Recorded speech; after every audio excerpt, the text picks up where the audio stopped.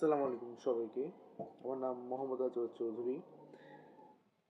ব্যক্তিগতভাবে আমি একজন শিক্ষার্থী বলতে গেলে। আমি ছাত্র বলব না নিজেকে, কিন্তু কারণ হচ্ছে যে আমি প্রাতিষ্ঠানিকভাবে ছাত্র হই বা না হই, আমি সবসময় চেষ্টা করি কিছু না কিছু নতুন শিখতে এবং আমার আশেপাশে যারা আছে তাদেরকে কিছু শিখাতে। ব্যক্তিগতভাবে আমি আজ বিতর্ক করছি প্রায় ৮ বছরের কাছাকাছি। আর সাংগঠনিকভাবে কাজ করছি প্রায় ৫ বছরের কাছাকাছি। বিতর্কর জার্নিটা শুরু হয়েছিল মূলত আমার একটা বিটিভি ডিবেট থেকে। বিটিভিতে একদিন একটা আমার নানুর সাথে বসে আমি বিটিভি দেখছিলাম, আর আমি আহ, তখন একটা বিতর্ক বাংলাদেশ টেলিভিশনে ডিবেট শুরু হয়েছিল। আমি বেসিক্যালি জানতাম না ওটা কি।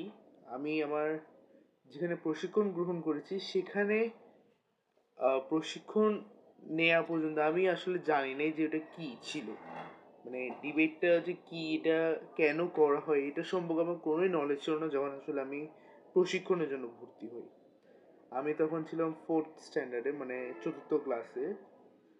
আর আমার ব্যাচে অলমোস্ট সবাই ছিল যে 6 ক্লাসে।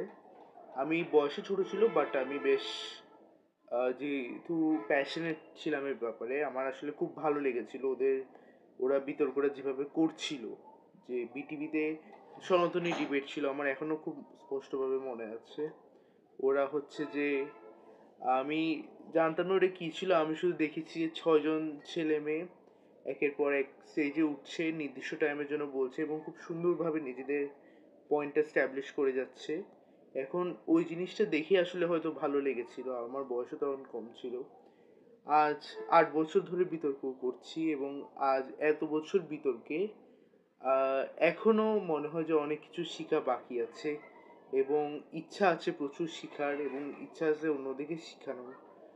আর এই আর কি, এই সাংগঠনিক জীবনে বিভিন্ন সংগঠনের সাথে দফায় দফায় কাজ করা হয়েছে, বিভিন্নভাবে শেখা হয়েছে। প্রাতিষ্ঠানিকভাবে অত বেশি স্কুল কলেজে ডিবেট করি নাই আমি। সবসময় বাইরের সংগঠনেই করা হয়েছে, বিভিন্ন প্রতিযোগিতায় গিয়েছি, বিভিন্ন বিতর্ক উৎসবে গিয়েছি, বিভিন্ন প্রতিষ্ঠানে গিয়েছি প্রশিক্ষণ নিতে।